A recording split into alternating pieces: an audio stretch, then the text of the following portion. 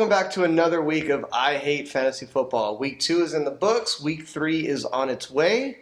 And I'll tell you what, I still hate fantasy football. Next to me is Crazy MFJR. I am the captain, and we are here to take a look back at Week 2 and see how that went.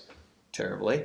And then we're going to go ahead and look forward into Week 3. And we have a special guest today, but we'll save that for a little bit later. Yep. So let's go ahead and start with Week 2. We'll recap here. Josh, any surprises in Week 2? What went on in Week 2? Big surprise for me was the Estradas hit the under on the memes. We had 3.5. You know, it was 3, right? They had 3? They hit 3. Yeah, it was close. Disappointed. I was disappointed. One thing that's also kind of surprising, maybe it shouldn't be, Kevin's team is for real. Yeah. I never would have guessed it. However, I was still correct. Carlos Hyde stinks. Well, hold on. If we average the 2 weeks together, he's a decent. Then he's mediocre. Yeah. But once again, he started strong last year and fell completely off. He started strong this year and so far has fallen completely off. We'll see how it goes. I mentioned last week that his team was very consistent but lacked a 30-point scorer. This week, his team was very consistent and had a 30-point scorer. So just goes to show you, I don't know what I'm talking about. Yeah, well, that's why we hate fantasy football. Ryan's team is also good, which is kind of surprising. And he still is getting Le'Veon Bell back. He's not even there yet. And that's a first-round talent. He's 2-0 with probably the best player on his team coming. So we'll see what that does. But I'm kind of curious because D'Angelo Williams has played so well. Is he going to continue to have a role? And is this just going to turn into a two-headed monster where you're using 2 of your starters for the same production that one of them was giving you? So we'll see how that goes. Okay. The other thing I noticed, Aaron Rodgers and Randall Cobb, they haven't played very well. Well, Packers last year weren't good.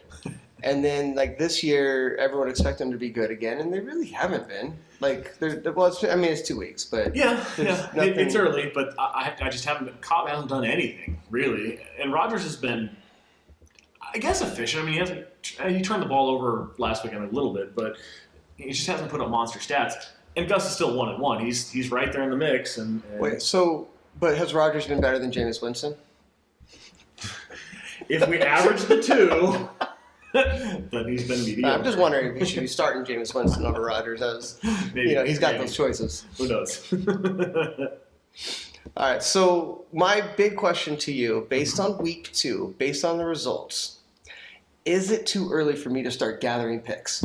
No. Because I am now 0-2, and I think that I have some guys maybe that I can get an 8th-round pick for, maybe a 7th-round pick. I'd give it a couple more weeks. All right, Let's see, because if you can pull this up to 2-2, then anything can happen. I guess you're right. I am only 2 games out. Correct. You're only 2 games with a lot left to go. So that's not that much. I don't know if there's ever going to be enough for me this year. Okay, so there was a trade. There was a trade earlier this week. Yeah. Jordan Keitel and Thomas swapped a couple of players. It was a 2-for-2 deal. Yep. Each of them was a pretty high-end player, and then another mid-level player, and it seemed, to me, kind of even. I don't know. Who do you think won? I don't think there was a clear winner. I think that each of them can have a different goal and be successful in this trade for different reasons. Hold on. Sorry. Each of them have a different goal, like one goal winning, one goal trying to be mediocre? Jordan Keitel would have a goal of getting himself back in the playoffs. All right. Thomas should have a goal of improving his team for the future. All right. These are the 2 things that I'm talking about. Gurley has the potential. Thomas got Gurley. He has the potential to be a generational talent. He's very, very good. He may not be very, very good this year, but he's still somebody that next year, the year after, this could be a guy you hang on to for a very, very long time. Will Fuller is another guy who's pretty good. He was a first-round pick. He was the first receiver taken. He has shown a lot so far, and it's very early. Cooper, who Keitel got, is probably better right now, maybe more consistent right now. Cooper is going to be a 2nd-round pick next year. Fuller is going to be a 13th-round pick next year. So if Tom is looking to build, I wish him I already played all the best luck this year. But for the future, he needs to start thinking about what he wants to do, position himself, a franchise player in Gurley, a late round keeper who could be very, very good in Fuller, plus whether he keeps Sammy Watkins or Tyler Lockett or somebody else. It could be anybody else. There's winners going down the line, because I know you picked Tom to go to the playoffs this year. Oh yeah, but it's looking really bad. I don't know about that. And then for Keitel, he had Mark Ingram last year on his way to the championship game. I think there might be some fond feelings with that. I think he thinks that he had success and maybe wants to get back with that. And Gurley started really slow. The Rams have got 9 combined points in 2 That's terrible. games. Go LA. I love having a team. Yay! So yes, I think that they could both win this trade, but for different reasons. Okay. So I guess my real question then, based on this trade, does that make Tom's team better than mine? Who said it wasn't already? Yeah, all right. Well, we're both 0-2, and I've scored more points. Okay. All right, so Tom, challenge this season. Who's going to have more wins? Because I'm not sure I'm going to have any. That's the matchup I'm looking for. It's going to be close. Yeah. All right, anyway, so let's move forward. Injuries. Lots and lots and lots and lots and lots and lots of injuries this week. It's really gross. Tons of, last week, week 1, it was all wide receivers getting hurt. Week 2, it's all running backs. And the problem with running backs, when you go to the waiver wire to look at picking up to replace some of those guys, it's all guys like named Fozzie. Like what? This running Anytime backs you are can rely on a terrible, Fozzie. man. Whose team was hurt most by injuries? Because mine was pretty bad, but I don't know that it was the worse. team that was hurt the most by injuries, I think, is Jeff. Because Jeff lost Keenan Allen last week. Then he lost Doug Martin and Dante Moncrief this week. Okay. That's some really high-end talent to be without. Allen's done for the year. Martin and Moncrief are probably coming back, but who knows how long that's going to be. Moncrief's on a shoulder I think they said injury, 4 to 6 weeks, but who knows? That could mean anything. The biggest player individually is probably Adrian Peterson, although he was off to a slow start.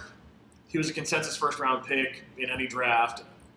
People consider him to be a beast, a Hall of Famer already, and he's gone. And he's going to be replaced by 2 guys that, Yeah, another running back mess. who knows? Who knows? But Tom was really excited. So I think Tom actually gets helped He does. by having these injuries. Now, he has Arian Foster, Sammy Watkins, and Zach Ertz, who are all a mess. But he also has Jerick McKinnon, Theo Riddick, and Philip Dorsett. So those guys are going to move into more prominent roles, which can help his team, potentially. So we'll see. I'm not sure any of those guys are really that great, but they're going to have at least an opportunity to be good. So we'll see what happens. All right, so we have our special guest this week. It is Jordan, Power and Glory. He has put together some power rankings for us. Jordan, take it away. All right, Darren and Crazy MSJR, thanks so much for inviting me onto I Hate Fantasy Football for the weekly power rankings. Now, before we get into the rankings, I want to first go over how we're going to determine them. So I scoured the internet, tried to figure out what would work best for our league, and this is what I came up with. So first, we're going to take the overall wins of our teams. So Kevin, Josh, Ryan, you guys each have 2 wins. You're in first place in this. Then we'll take the overall total points. Now, Kevin, you're first in this, and Tom, you're unfortunately last. Then we'll take the overall win record, or how many teams would your team beat if you played them each week. Then we'll take the consistency ranking. So we'll take your weekly scores, take the standard deviation of your weekly scores, and rank that out against the other teams. And then finally, we'll take the projected performance of your teams and your players on your roster and rank them out against each other throughout the rest of the season. So that's how we're going to determine the power rankings. That output is what we'll use. So on to the list. So in first place, if you would have told me that C.J. Anderson and Melvin Gordon would be anchoring Josh's team to first place on this power rankings, I wouldn't have believed you. But right now, Josh is number 1, and he can continue to boast about his team for 1 more week. Now, in number 2, it's Kalos Rhyhorns. Now, I don't know if I said that right, but Ryan has the number 1 and 2 wide receivers and the number 1 running back right now. And Le'Veon Bell isn't even back yet. Now, this is a big game against Gus's team this week. Obviously, it's probably the matchup of the week. But teams who typically go 3-0 in our league, they're going to win some money. So this is obviously huge for Ryan. Next, we have the top team in points and the last place team last year. So that's Dodger Dogs. Now, Kevin, his team has started off really hot. Now, Carson Palmer and Larry Fitzgerald have been great for him. The question is, can they continue to perform like they've been doing? Now, I hoped that he would have dropped down a little bit last week, but that didn't happen. Next, we go to number 4. That's Gus. So Gus lost narrowly in week 1, but he bounced back with the highest score of week 2. The Jets and the Broncos D, they did a great job. But if he can get everyone performing, especially from the Packers, and maybe get Gronk back, Gus is going to be a tough out each week. Number 5 is Anastasia Beaverhausen. Now, if Antonio Brown gets 4 points, you're not going to win. And you have good days and bad days, and this was a bad day for Lisa's team. Now, this next week, we'll see. It's a tough test because Ben Roethlisberger goes up against a really tough Philly D who has been suffocating quarterbacks in the first 2 weeks of the year. Number 6 is the Dudes Abide. Now, keepers of Cam Newton and Brandon Cooks have really paid off, as well as that 10th round pickup of Stephon Diggs. They've been performing fantastic, and Jeff put up a great win last week over Darren. So we'll see. He has a tough win this upcoming week against Josh. Now, Josh's performance week over week went way down. So if we can get a similar performance to he had in week 2, Jeff could definitely beat Josh. On to number 7, Power and Glory. Losing Adrian Peterson this early in the season is really hurts this team. Tom Brady comes back in 2 weeks, and so I've got to get a win in order to stay relevant in this league. Next, we go to 8 and 9. They're actually playing each other this week.